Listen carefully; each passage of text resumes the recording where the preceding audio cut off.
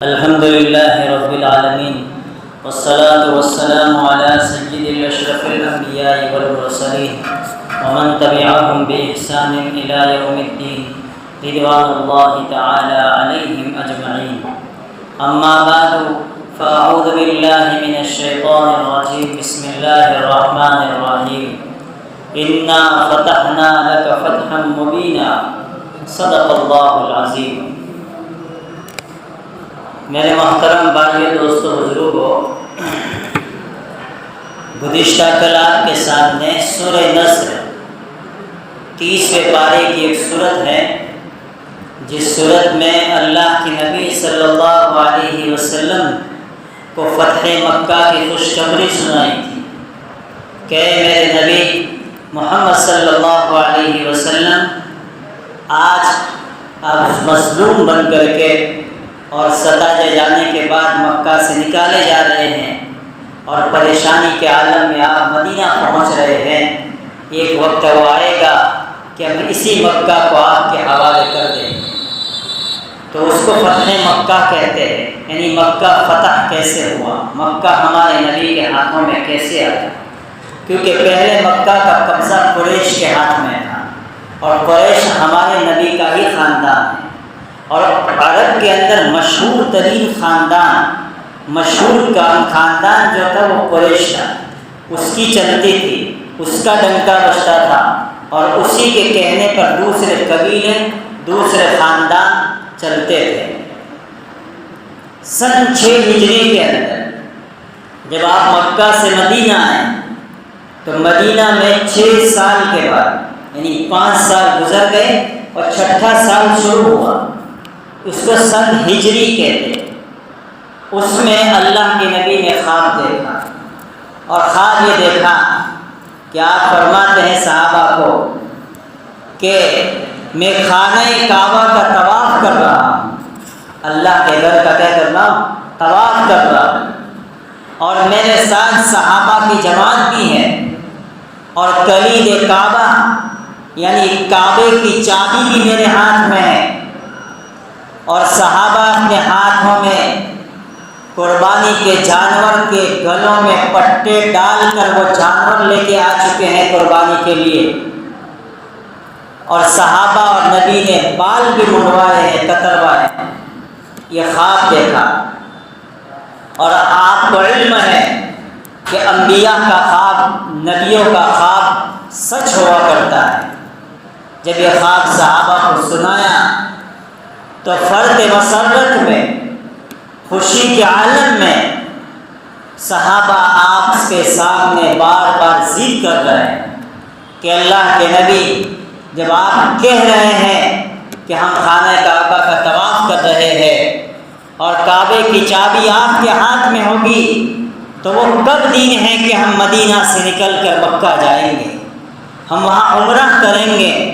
آپ ہمیں دین بتائیے، ہمیں تاریخ بتائیے، ہمیں وقت بتائیے تاکہ ہم اس کی جانے کی تیاری کر لیں. لیکن وحی خواب میں اس طرح کی کوئی تعین مراد نہیں تھا، کوئی ٹائم فکس نہیں تھا، ایک خواب تھا.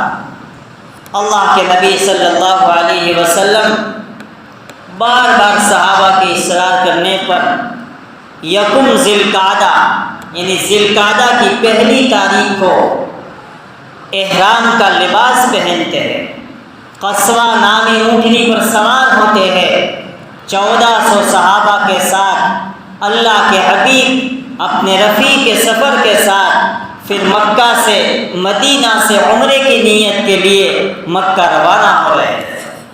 آپ کے صحابہ کے ساتھ وہ جانور بھی ہیں جو قربانی کے لیے لیے گئے ہیں. پہلے کیا ہوتا تھا کہ جانور قربانی کے لیے مینا میں جو کیا جاتا تھا وہ ساتھ میں لے جانا تھا، وہاں ملتے نہیں تھے، سسٹم نہیں تھی، مارکیٹ نہیں تھی. اور اب نیا سسٹم ہے، جیسے ہی حاجی مینا میں اترتا ہے، جب اس کی قربانی کا وقت آتا ہے تو وہاں بہت سے کیمپ لگے ہوتے ہیں، وہیں سے حاجی جانور خریدتے ہیں اور مینا کے اندر قربانی کرتے ہیں. گیا تو نہیں ہے، لیکن ایسا ہی سنا ہے اور پڑھا ہے. اللہ مجھے اور آپ کو بھی اس عظیم سفر کے لیے اللہ زندگی میں قبول فرمائے.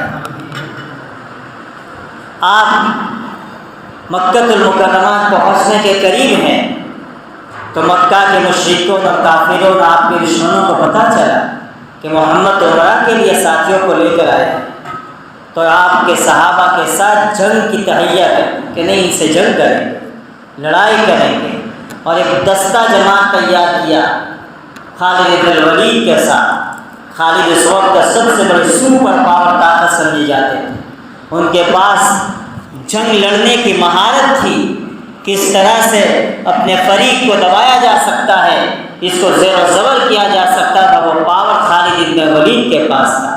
تو قریش کے بڑے بڑے لیڈروں نے جنگ کی کمان خالد بن الولید کو دی اور کہا کہ یہ محمد اور صحابہ جو آ رہے ہیں، ہاں تم ان کے ساتھ نمٹنا۔ اللہ کے نبی کو اس کا علم ہوتا ہے، کیا نبی کی فراست ہے، آپ نے جس راستے سے جانا ہے اس راستے کو بدل دیا، اور صلح حدیبیہ کا جو راستہ پڑتا ہے اس جگہ پر، اس راستے پر آپ چل پڑے۔ آگے پہنچے تو ایک درخت کے نیچے اس کے صحابہ اور ساری کی ساری جماعت وہاں پڑاؤ ڈال دی۔ پڑاؤ ڈالنے کے بعد عروہ ابن مسعود تشریف لائے، بعد میں صحابی بن گئے۔ جب ہمارے نبی کے کیمپ میں خیموں میں پہنچے، صحابہ اپنے کاموں میں مشغول، اللہ کے نبی اپنے کام میں مشغول۔ جب عروہ ابن مسعود جب آئے ہیں، اس وقت مشرک تھے، کافر تھے، مسلمان نہیں ہوئے تھے۔ انہوں نے آنے کے بعد سارا معائنہ کیا کہ مسلمان کیا کر رہا ہے، تو دیکھا تو مسلمان اپنے کاموں میں مشغول ہیں، عبادت میں، نماز میں، دعاؤں میں، اور کچھ صحابہ اللہ کے نبی کی خدمت میں مشغول ہیں۔ اور اتنا احترام صحابہ ہمارے نبی کا کر رہے ہیں۔ عروہ ابن مسعود فرماتے ہیں کہ واپس قریش کے خاندان میں جا کر کہا، لوگوں تم کس سے لڑنے کی بات کر رہے ہو، تم کس سے مقابلے کے لیے تیاری کر چکے ہو؟ میں ابھی جا کے دیکھ کے آیا، اس قوم سے تم کیسے مقابلہ کر سکتے ہو جو قوم اپنے آقا کی، اپنے مالک کی اتنی خدمت گزار ہو کہ وضو کرتے وقت جب محمد کا منہ سے تھوک گرتا ہے، وہ تھوک بھی صحابہ، ان کے صحابہ ہاتھ میں لے کر اپنے پیشانی پر، اپنے منہ پر مسلتے ہیں۔ دیکھیے صحابہ کو نبی سے عظمت دیکھیے، اور ہم اپنے گریبان میں منہ ڈال کر دیکھیے کہ ہم اپنے نبی سے کتنی محبت اور عظمت کرتے ہیں۔ عروہ فرماتے ہیں، اے مکہ کے لیڈر اور چودھریوں، میں کیسر و کیسرا کے دربار میں گیا، میں روم اور ایمپائر کے بادشاہوں کے پاس گیا، لیکن ان کی اتنی عزت نہیں دیکھی۔ ان کے غلام، ان کے کارندے، ان کے خادم، ان کے بادشاہوں کی اتنی عزت نہیں کرتے جتنی عزت محمد الرسول اللہ کے صحابہ محمد کی کرتے ہیں۔ ان کے ہاتھ دھوتے ہیں، ان کو وضو کراتے ہیں، ان کے پیر دھوتے ہیں، اور جو پانی بھی زمین پر گرتا ہے اس کو اٹھا کر اپنے بدن پر مل لیتے ہیں۔ جب یہ چیز سنائی عروہ ابن مسعود تو یہ تو زور یا متاثر ہو گئی، لیکن ان کے دل میں بغض تھا، دشمنی تھی، عداوت تھی۔ تو چند لوگ آئے، آنے کے بعد کہنے لگے کہ ہم آپ کو عمرہ نہیں کرنے دیں گے، لیکن اللہ کے نبی نے بڑی حکمت عملی سے کیا کیا، حضرت عثمان کو بھیج دیا، کیونکہ حضرت عثمان کا خاندان وہی تھا۔ حضرت عثمان کی عزت بھی مکہ کے قریش زیادہ کرتے تھے۔ وہاں جب گئے جائزہ لینے کے لیے کہ دیکھیں مکہ کی آبادی میں کیا حال چال ہے، کیا چل رہی ہے، کیا اسکیمیں کر رہے ہیں محمد کے ساتھیوں کے بارے میں، تو وہاں کے مکہ کے لوگوں نے حضرت عثمان کو کہا کہ عثمان، اگر تم عمرہ کرنا چاہو تو تم اکیلے عمرہ کر لو، لیکن تمہارے نبی اور صحابہ کو ہم عمرہ کرنے نہیں دیں گے۔ حضرت عثمان نے کرارا جواب دیا، جب میرے آقا مدنی صلی اللہ علیہ وسلم اللہ کے گھر کا عمرہ نہیں کر سکتے تو عثمان ان کا غلام بھی آج عمرہ نہیں کرے گا۔ جذب عشق و محبت تھا عثمان کے دل میں۔ حضرت عثمان کے بارے میں افواہ پھیلائی دشمنوں نے کہ عثمان کو شہید کر دیا، کافروں نے، مشرکوں نے، مکہ کے قریش نے۔ اللہ کے نبی کو جب علم ہوا، آپ جانتے نہیں تھے کہ افواہ صحیح ہے یا غلط، آپ کو تو علم پہنچا کہ بھی شہید کیا، ہو سکتا ہے کر دیا۔ فوراً آپ کے صحابہ نے کہا کہ میرے ہاتھ پر بیٹھ لو، کہ عثمان کو اگر قتل کر دیا ہے تو عثمان کے خون کا بدلہ قصاص لیا جائے گا، ہم ان سے قتال کریں گے، ہم تو امن شانتی کے ساتھ عمرہ کرنے کے لیے آئے ہیں، ہمارا مقصد کسی سے جنگ کرنا نہیں ہے۔ لیکن جب ان کو پتہ چلا کہ اللہ کے نبی اور ان کے 14 صحابہ عہد کر چکے ہیں کہ اگر عثمان کو شہید کیا، قتل کیا تو انتقام ہوگا، فوراً وہاں سے میسیج آیا عثمان تو محافظ میں، حفاظت میں ہے، عثمان کو کسی نے شہید نہیں کیا، عثمان کے بارے میں غلط افواہ پھیلائی۔ اس واقعے کے ختم ہونے کے بعد عثمان یہاں تشریف لے آئے، آپ کے سامنے معائنہ رکھا، سارے حالات جائزہ رکھے۔ چند لوگ آئے اور آ کر کے کہا کہ محمد ہم آپ سے صلح کریں گے۔ بیٹھ کے کیا ہوگی، جب آپس میں دو فریق کے بیچ میں جھگڑا ہو جاتا ہے تو کچھ باتوں پر صلح ہوگی، مومنٹم ہوتا ہے کہ بھئی ان باتوں پر آپ کو باقی رہنا ہے اور اس پر چلنا ہے۔ صلح ہوئی۔ صلح کس طرح ہو رہی؟ دیکھیے مسلمانوں، نبی کی ذات اولو العزم ہے کائنات میں اس وقت کا، آج بھی، لیکن تواضع کا عالم کیا ہے؟ صحابہ کو کہا آپ میرے پیچھے بیٹھ جاؤ اور کوئی نہ بولے، میرے اور قریش کے بیچ میں صلح ہو، آپ خاموش رہیے۔ حضرت علی کو کہا تم میرے ساتھ بیٹھو اور جو صلح لکھوائی جائے، جو بات طے ہو اس کو لکھو۔ ابھی لکھنا شروع ہوا ہے، سامنے مکہ کے دشمن بھی بیٹھے ہیں صلح کروانے کے لیے، صلح کے لیے آئے۔ اللہ کے نبی نے فرمایا لکھو علی بسم اللہ الرحمن الرحیم، تو سامنے سے مخالف نے کہا رحمان اور رحیم نکال دو، ہم رحمان اور رحیم کو نہیں مانتے۔ اللہ کے نبی نے کہا علی کوئی بات نہیں، نکال دو۔ دیکھیے آپ امت کی نبض پکڑی ہے ابھی۔ پھر کہا لکھو محمد الرسول اللہ، تو مکہ کے لوگوں نے کہا اگر محمد کو ماننا ہی ہوتا تو یہ صلح کس کام کی، محمد کو ہی نکال دو، رسول اللہ بھی نکال دو، صرف محمد ابن عبداللہ لکھو۔ اللہ کے نبی نے کہا علی چلو بیٹا محمد رسول اللہ، اور میرے باپ کے ساتھ نام لکھ دو محمد ابن عبداللہ۔ جب یہ جملہ بھی ہو گیا تو حضرت علی کہنے لگے اللہ کے نبی نہیں مٹا ہوگا، آپ اللہ کے رسول ہیں، آپ پیغمبر ہیں، آپ حق ہیں، اور میری قلم محمد الرسول اللہ کے مٹانے پر کیسے ہو سکتی ہے، میں نہیں مٹاؤں۔ حضرت عمر پیچھے سے جلال میں بولنے لگے اللہ کے نبی یہ کیسی صلح کہ بسم اللہ میں سے رحمان اور رحیم نکل جائے اور محمد الرسول اللہ میں سے رسول اللہ نکل جائے، ہم نے آپ کو رسول اور پیغمبر مانا ہے تو کاغذ کے پنے پر علی کی قلم سے محمد الرسول اللہ لکھا جائے۔ اللہ کے نبی نے عمر سے کہا عمر خاموش رہو، ٹھنڈی سانس لو، جذبات سے کام مت لو، آپ کتنا سکون سے صلح نکلے۔ صلح نامہ شروع ہوا تو پہلی بات یہ لکھی مسلمان اور کافروں کے بیچ میں 10 سال تک جنگ نہیں ہوگی، 10 سال تک کوئی لڑائی نہیں ہوگی، مسلمان بھی ایگری، سامنے والے بھی ایگری۔ دوسری صلح قریش کا کوئی بھی شخص مسلمان ہو کر مدینۃ المنورہ آئے گا تو مسلمان لوگ مدینہ سے اس کو واپس مکہ پہنچا دے۔ اللہ کے نبی نے فرمایا کوئی بات نہیں، اس پر بھی راضی ہو، اس پر بھی کاغذ لکھ دیا گیا۔ تیسری شکل صلح تھی جو مسلمان مدینہ منورہ سے مکہ آ جائے گا اسے واپس نہیں کیا جائے گا۔ یہ کون کہہ رہا ہے؟ سامنے مخالف ٹیم، کس کو؟ ہمارے نبی۔ یہاں اوپر والی شرط منظور کر دی، اور جو کڑی شرط تھی کہ اگر مسلمان مدینے سے مکہ آ رہے ہیں تو پھر کافر ان کو واپس نہیں کریں۔ اللہ کے نبی نے کہا کوئی بات نہیں، یہ بھی منظور ہے تمہارا، یہ بھی قبول ہے۔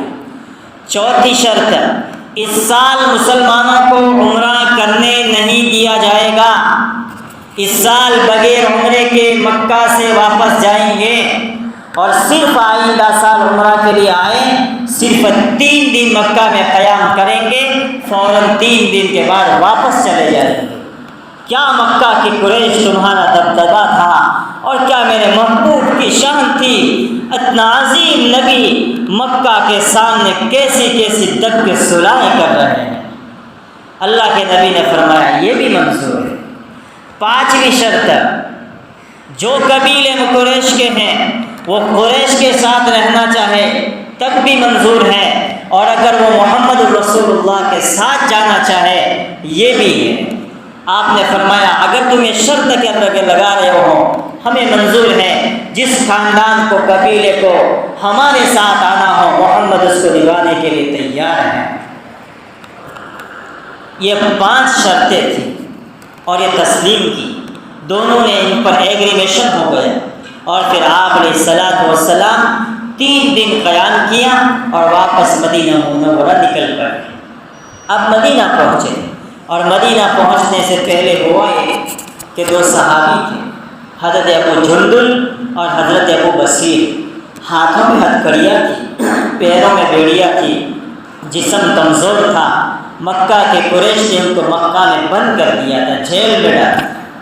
وہ کسی طریقے سے رہائی کر کے پیروں اور بیڑیوں میں گھسٹتے ہوئے اللہ کے نبی کے پاس بھولے بیدیامے کے میدان میں آئے، اور آ کر کہا اللہ کے نبی ہم پریشان ہیں، کئی دن سے مکہ کے ظالموں نے ہمیں جیل میں ڈالا ہے، کھانا اور پانی ہم پر بند کیا ہے، ہمارے ہاتھوں اور پیروں میں رسیاں باندھ دی ہے، آپ ہمارے لیے صلح لکھ دو، ہمارے لیے کوئی امن کا پیغام لکھ دو کہ ہم آپ کے ساتھ واپس مدینہ چلے جائیں، نہ یہ کہ مکہ میں رہے۔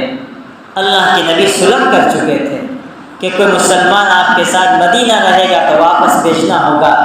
آپ نے مظلوم صحابہ کی حالت کو دیکھ کے فرمایا میں محمد ہوں، میں صلح کر چکا ہوں، میں ان کے ساتھ وعدہ خلافی نہیں کر سکتا، تم واپس مکہ چلے جاؤ اور یہیں پہ رہو، اللہ تعالیٰ کو جب منظور ہوگا ہمارے ساتھ ملا دیں گے۔ حضرت عمر ساتھ میں تھے، فرماتے ہیں جب یہ مظلوم صحابہ بیڑیوں سمیت واپس جا رہے تھے تو بار بار ہم کو دیکھنے کے بجائے اللہ کے نبی کو دیکھ رہے تھے، حال دل یہ کہہ رہا تھا کاش آج بھی ہم چھوٹتے تو اپنے نبی کے ساتھ واپس مدینہ المنورہ پہنچ جاتے۔ اللہ کے نبی مدینہ پہنچے، ابھی تو کچھ سال بھی نہ گزرے تھے کہ انہوں نے وفا عہدی کر دی، بے وفائی کر دی، صلح نامہ کو توڑ دیا۔ کیسے توڑا؟ بنو خزاعہ انہوں نے اللہ کے نبی کا ساتھ رہے، اور بنو بکر نے ہمارے قریش خاندان کے ساتھ رہے، لیکن جب قریش خاندان کا جتھا اور بنو بکر کا خاندان جب بڑا مضبوط ہو گیا تو انہوں نے موقع ڈھونڈا کہ بنو خزاعہ ابھی مکہ میں ہے اور انہوں نے محمد کے ساتھ رہنے کا رکھا ہے، تو آج سے ان سے بدلا ہوا، جو ہمارے پہلے پرانی جو لڑائیاں ہیں نا اس لڑائیوں کا قتال اور بدلہ اور خون کا آج قصاص کا ٹائم ہے۔ انہوں نے موقع سمجھ کے رات کے وقت میں بنو بکر نے جو قریش کے ساتھ خاندان ملا ہوا تھا بنو خزاعہ پر حملہ کیا اور ان کے کئی افراد کو رات کے وقت میں اندھیرے میں قتال کر دیا، قتل کر دیا۔ یہ لوگ در در بھٹکتے رہے، کوئی خانہ کعبہ میں جا کے امن مانگ رہا ہے، کوئی کسی کے گھر میں جا کے پناہ مانگ رہا ہے، لیکن بنو خزاعہ کو پناہ نہیں ملتی، اس لیے نہیں ملتی ہے کہ محمد رسول اللہ سے ملے ہوئے ہیں۔ ایک انسان اس میں جو چھوٹ گیا اور اللہ کے نبی کے پاس مدینہ آئے، آ کر کہا اے محمد ہم مظلوم ہیں، ہمارے کئی ساتھیوں کو قتل کر دیا بنو بکر نے، ہم سے جو عہد اور وفا کی تھی کہ 10 سال تک جنگ نہیں کرنی ہے، کسی سے لڑائی نہیں کرنی، انہوں نے اس صلح کو توڑ دیا ہے، اللہ کے نبی ہمارے خون کا ہمارے ساتھیوں کا بدلہ دلوائے۔ اللہ کے نبی خاموش رہے، تھوڑی دیر کے بعد فرمایا اللہ کو منظور ہوگا وہ ہوگا، آپ واپس یہاں سے مکہ چلے جاؤ۔ پھر 2-3 دن کے بعد ایک اور ساتھی آئے، انہوں نے بھی اپنے عذر رکھا ہمیں بچائیے، ہم پر ظلم ہو رہا ہے مکہ میں۔ اللہ کے نبی نے کہا تھوڑی تسلی کیجیے، اللہ کو منظور ہوگا وہی ہوگا۔ ان واقعات کے بعد سورہ فتح کی آیت نازل ہوئی، انا فتحنا لک فتحا مبینا، کھلی طور پر صحابہ کو بتا دیا گیا کہ اب تیار ہو جاؤ، اب ہم مکہ کی طرف جانے والے ہیں لڑائی کے لیے۔ اللہ کے نبی صلی اللہ علیہ وسلم نے صرف ایک اشارہ ہی کیا تھا، ابھی بات مکمل نہیں کی کہ کون سے دن جانا ہے، کون سی تاریخ کو جانا ہے، لیکن تیاری کر لو اپنے جنگ کی، ساز و سامان سفر کا تیار کر لو۔ امی عائشہ سے بھی کہہ دیا عائشہ تم بھی سواری، تم بھی اپنے ساز و سامان کو تیار کر لو۔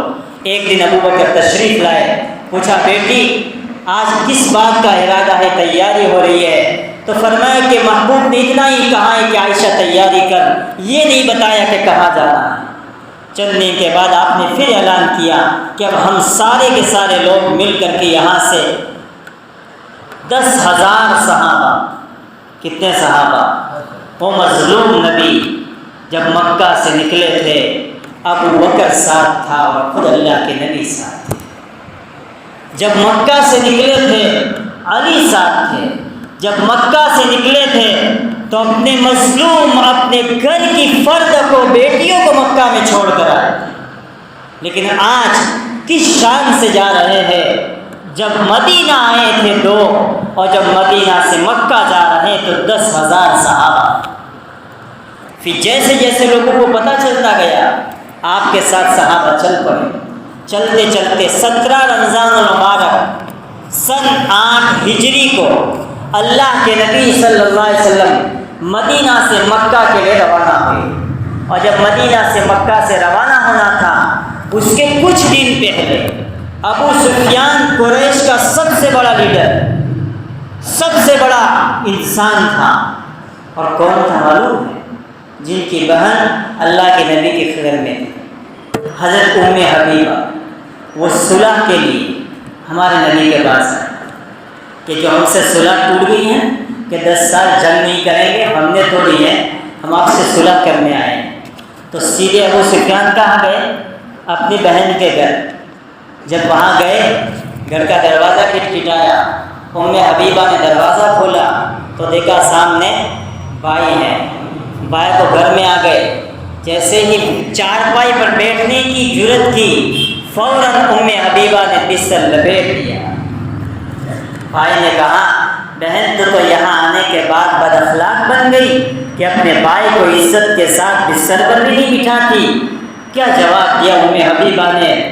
اے بھائی یہ بستر میرے پاک نبی کا ہے، اور پاک نبی کے بستر پر ناپاک انسان کفر والا نہیں بیٹھ سکتا ہے۔ یہاں تم کو بیٹھنے کی اجازت نہیں ہے، بیٹھنا ہو تو زمین پر بیٹھ جاؤ، محمد کے بستر پر بیٹھنا نہیں ملے گا۔ پھر بہن سے کہنے لگے بہن تمہارے نبی سے صلح کے لیے آیا ہوں، سفارش کر دوں گے؟ تو بہن نے کہا نہیں ہوگی، صلح تم نے توڑی ہے، مجھ سے سفارش نہیں ہوگی۔ جب وہاں سے درگاہ ہوئے اللہ کے نبی کے پاس آئے، ابو سفیان نے آ کر کہا اے اللہ کے نبی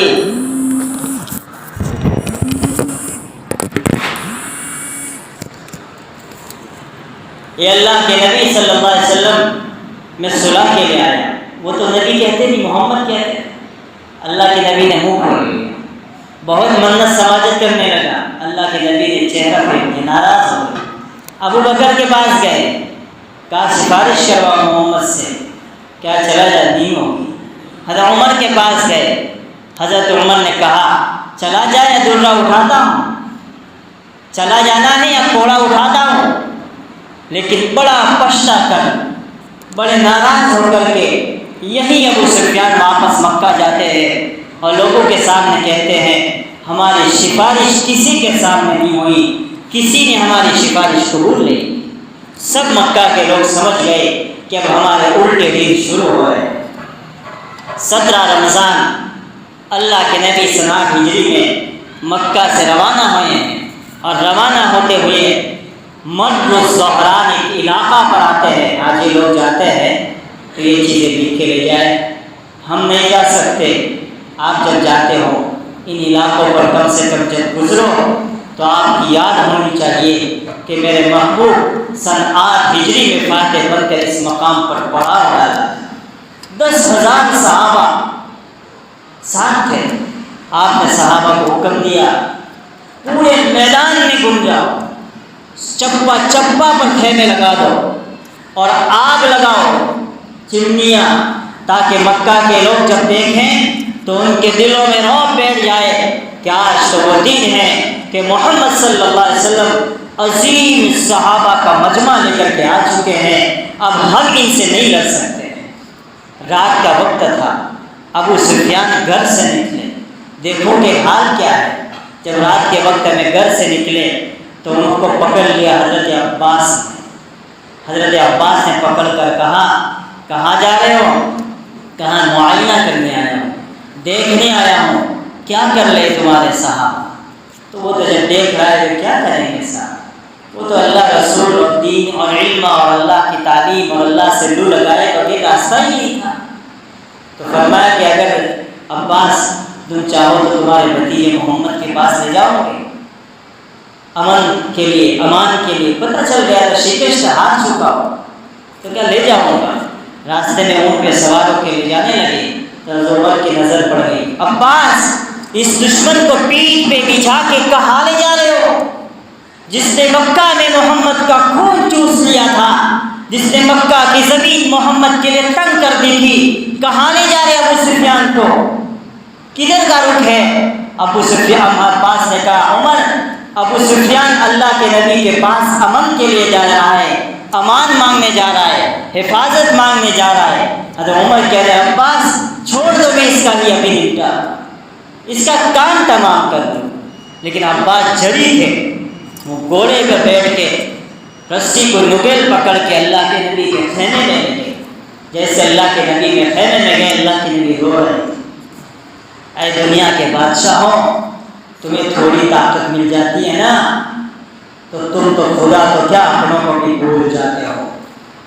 اے محمد اتنا بڑا عظیم لشکر لینے کے بعد خیمے میں آپ رو رہے رات کے وقت۔ جیسے ابو سفیان وہاں پہنچے، کچھ باتیں ہوئی، پہلے آپ نے انکار کیا نہیں امن دے گا، لیکن جب اس نے کہا محمد آپ سے بڑا رحیم کوئی نہیں ہے، آپ سے بڑا کریم کوئی نہیں ہے، آپ سے زیادہ معاف کرنے والا نہیں، آپ کا دل پسیج گیا، آپ نرم ہو گئے، آپ کی نظر فوراً کہاں پڑی؟ اس جگہ پڑی، آپ کو معلوم ہوا یہی ابو سفیان کی بہن میرے گھر میں ہے، ابو سفیان کی بہن میرے گھر میں ہے۔ فوراً دل نرم ہوا، ابو سفیان کو کہا کہ تم کو امن ہے، تم کو معاف کیا، تم کو تکلیف نہیں پہنچائی جائے۔ اسی جگہ پر ابو سفیان نے کلمہ پڑھ کے مسلمان ہو، اور رات تک وہ مجمع رہا۔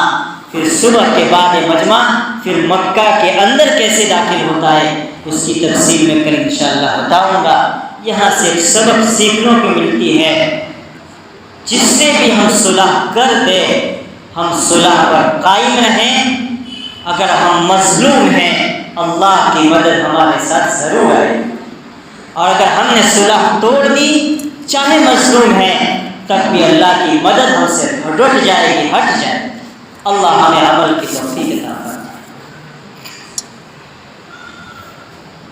اللهم لك الحمد كله ولك الشكر كله وإليه يرجع الأمر كله۔ اللهم ربنا ورب كل شيء اجعلنا مخلصا لك وأهلنا في كل ساعة في الدنيا والآخرة۔ ربنا ظلمنا أنفسنا وإن لم تغفر لنا وترحمنا لنكونن من الخاسرين۔ اے اللہ آپ بہت بڑے ہیں، آپ بادشاہوں کے بادشاہ ہیں۔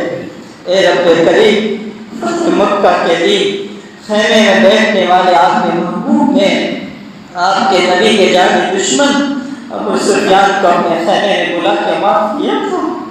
اے اللہ، جب آپ کے نبی اتنے کریم ہیں کہ آپ کے جیسے دشمنوں کو معاف کر دیتے ہیں، اے اللہ آپ تو اپنے نبی سے بھی زیادہ رحم کرنے والے ہیں، کرم کرنے والے ہیں، معاف کرنے والے ہیں۔ یہ مجمع کسی خیمے میں نہیں بیٹھا، یہ مجمع تیرے گھر میں بیٹھا ہوا ہے، تیرے در پر بیٹھا ہوا ہے، ہاتھ پھیلایا ہے۔ اے اللہ بچہ بھی اگر کسی کے سامنے ہاتھ پھیلا دے دنیا اس کو معاف کر دیتی ہے۔ اے اللہ اس کا کتنا ہی بڑی غلطی کر بیٹھے، کتنی ہی بڑی شرارت کر بیٹھے، لوگ بچہ سمجھ کے معاف کر دیتے ہیں۔ اللہ ہم غلطیاں کر بیٹھے، ہم گناہ کر بیٹھے، تجھے ناراض کر بیٹھے، آپ فرشتوں سے کہہ دو، فرشتے جاؤ یہ کہہ دو کہ تم اللہ کے بندے ہو، اس لیے میں تم کو معاف کرتا ہوں۔ اللہ ہم کو بندہ سمجھ کے معاف فرما دے۔ ہمیں بندہ سمجھ کے معاف فرما دے، بندہ سمجھ کے معاف فرما دے۔ ہم مجرم ہیں، ہم اقرار مجرم ہیں، ہم نے گناہ کیے ہیں، ہم منع نہیں کرتے، ہم اڑتے نہیں ہیں، ہم اکڑتے نہیں ہیں، تیرے سامنے اقرار کرتے ہیں۔ اس دھرتی پر سب سے بڑے مجرم ہم ہی ہیں، اس دھرتی پر سب سے بڑے گنہگار ہم ہی ہیں۔ آپ کے دربار میں بیٹھ کے معافی مانگتے ہیں، اللہ اس مجمع کو معاف فرما، اس مجمع کو معاف فرما۔ اس میں جوان بیٹھے ہیں، بوڑھے بیٹھے ہیں، بچے بیٹھے ہیں، اللہ سفید داڑھی والے بیٹھے ہیں۔ اللہ جب یحییٰ ابن اسلم تیرے دربار میں آئے تھے تو آپ نے پوچھا یحییٰ کیا لے کر آئے ہو؟ تو یحییٰ نے داڑھی پکڑ کے کہا تھا اللہ سفید داڑھی لے کر کے آئے۔ اے اللہ آپ نے فرمایا تھا یحییٰ جاؤ سفید داڑھی والوں پہ رحم کرتا ہوں، ان کے تو پھر سب کی مغفرت کرتا ہوں۔ اس مجمع میں کتنے سفید داڑھی والے ہیں، اپنی سفید داڑھی کی لاج رکھتے، اس مجمع کو معاف فرما دے، اس مجمع کو معاف فرما دے، اس مجمع کو معاف فرما دے۔ تیرے دربار سے مت دھتکار دے، تیرے دربار سے مت دھتکار دے۔ کتے کو بھگانے کے بعد کتا واپس آ جاتا ہے، تو اگر بھگا دے گا تب بھی ہم یہیں پر آئیں گے۔ ہمیں معلوم ہے تیرے در کے سوا کوئی در نہیں ہے۔ اللہ پوری امت پہ حال پہ رحم فرما دے، ہمارے روز و تراویح کو قبول فرما دے، ہمارے مرحومین رشتہ دار اعز و اقارب اساتذہ علماء اکابرین بزرگان دین جو قبروں میں چلے گئے ہیں، اللہ ان کی قبروں کو نور سے منور فرما دے، ان کی قبروں کو نور سے منور فرما دے۔ ہماری دعا کو سید القونین صلی اللہ علیہ وسلم کے صدقے طفیل قبول فرما۔ وصلی اللہ تعالی علی خیر خلقہ وآلہ واصحابہ اجمعین برحمتک یا ارحم